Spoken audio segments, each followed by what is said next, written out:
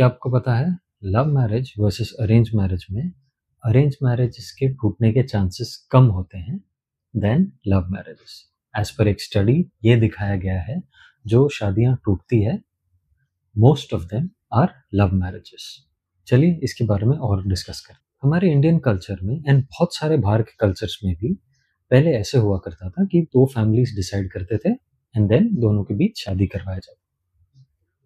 But as time passed, as नए generation आए, जैसे फिल्में बनी, जैसे रोमांटिक बुक्स आए एंड डेटिंग एप्स आने लगे, ये सब के कारण अरेंज मैरिजेस का रेशियो डिक्लाइन होता गया एंड लव मैरिजेस बढ़ता गया।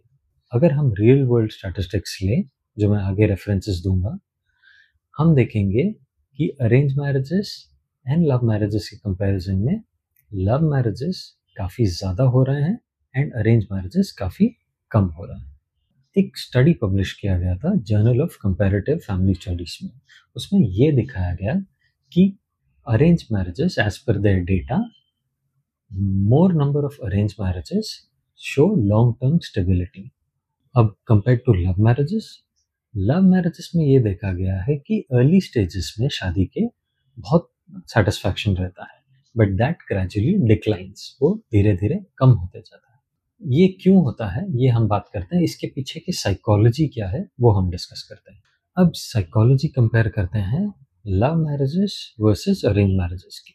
ओके, तो let's see love marriages first. Love marriages are driven by dopamine, serotonin and romantic fantasies. That means love marriage इसीलिए होता है कि लोग एक दूसरे को देखते हैं, रोमांटिक रिलेशन क्रिएट होता है एंड फिर वो शादी में कन्वर्ट होता है। Love marriages are also based out of initial attraction, that is initially आपने देखा, अट्रैक्शन बिल्ड हुआ एंड वो कंटिन्यू हुआ रोमांस में। Also built on shared interest, मतलब आप दोनों को सेम चीज करना पसंद था एंड ऐसे रिलेशन आगे बढ़ा। अब इसके रिस्क क्या है? रिस्क है poor conflict tolerance. That means जब कॉन्फ्लिक्ट होगा दोनों के बीच में तो इनिशियल स्टेजेस में कैसे होते हैं, जब बिफोर शादी कैसा होता है, दोनों के बीच में कॉन्फ्लिक्ट होता है, झगड़ा करते हैं, दोनों अपने अपने घर चले जाते हैं, सेटल होते हैं, टेक टाइम, देन वापस जब मिलते हैं, वापस जब डिस्कस करते हैं या वापस जो भी बात होता है, they still have that spark, क्योंकि पूरा टाइम उन्होंने एक दूसरे को झेला नहीं है। देन मेनी केसेस में मोस्ट ऑफ द टाइम्स ये होता है कि उन लोग सेटल हो जाता है एंड देन रिलेशन आगे बढ़ जाता है। बट यही अगर एक क्लोज्ड एनवायरनमेंट में हो जहाँ पे शादी हो चुकी हो तो दोनों कहीं और जा नहीं सकते। सेकेंडली वो दोनों are locked in a relation, तब ये कॉन्फ्लिक्ट बढ़ते जाता है। This is also problem. Second problem ये है कि आइडियलाइजेशन। दैट मीन्स हम जब किसी से रोमांटिक रिलेशन बनाते हैं, हम जब उसको मिलने जाते हैं, शादी नहीं हुई, हम उसको डेट कर रहे हैं, मिलने जाते हैं, लड़का हो या लड़की, पूरे तैयार होके जाते हैं। We'll try to make sure we look as good as possible, right? हम ये ट्राई करते हैं कि हम जितना अच्छा दिख सके। बट जब शादी हो जाती है रियलिटी कम्स आउट।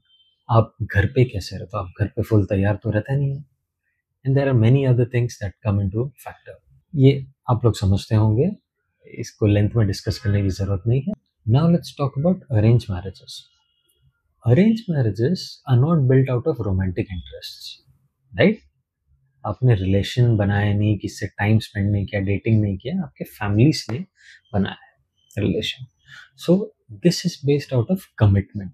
दोनों फैमिलीज ने कमिट किया कि हाँ हम एक यूनियन करेंगे, ये दोनों को शादी करवाएंगे एंड देन ये फैमिली ऐसे कनेक्ट होगी एक दूसरे को। तो it is based out of commitment and compatibility. लोग कुंडली देखते हैं, लोग एक दूसरे की कंपैटिबिलिटी देखते हैं, एक दूसरे के फैमिली के बारे में पता करते हैं, right? So this is also a good factor.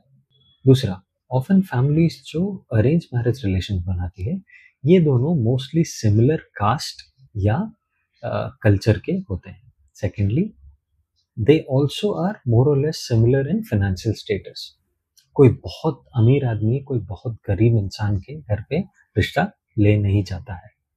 Usually दो फैमिली कंपैटिबिलिटी सिमिलर होता है, ना ही status wise but also caste, religion and social status wise.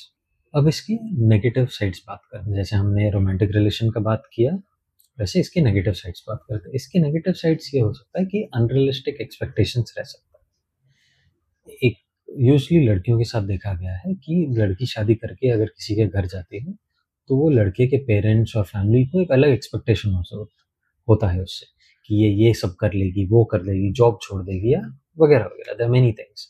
तो there is a possibility of unrealistic expectations. Secondly, initial awkwardness होता है, that is necessary शादी के बाद, तो वो होता है। बट उसका एक डाउन साइड भी ये है कि इमोशनल इंटीमेसी को टाइम लग जाता है, बहुत टाइम लगता है। जो रोमांटिक रिलेशनशिप में जल्दी बढ़ जाता है, वो अरेंज मैरिजेस में टाइम लगता है। एंड ना ही जस्ट टाइम लगता है, कोई कोई केसेस में ये देखा गया है कि वो बनता ही नहीं है। हस्बैंड वाइफ है, दे लाइक ईच अदर, साथ में रह रहे हैं, सब है, बट जो इमोशनल बॉन्ड है, जो इंटीमेसी है, वो नहीं बनता है। That is the comparison between love and arrange marriages psychologically. Short comparison था,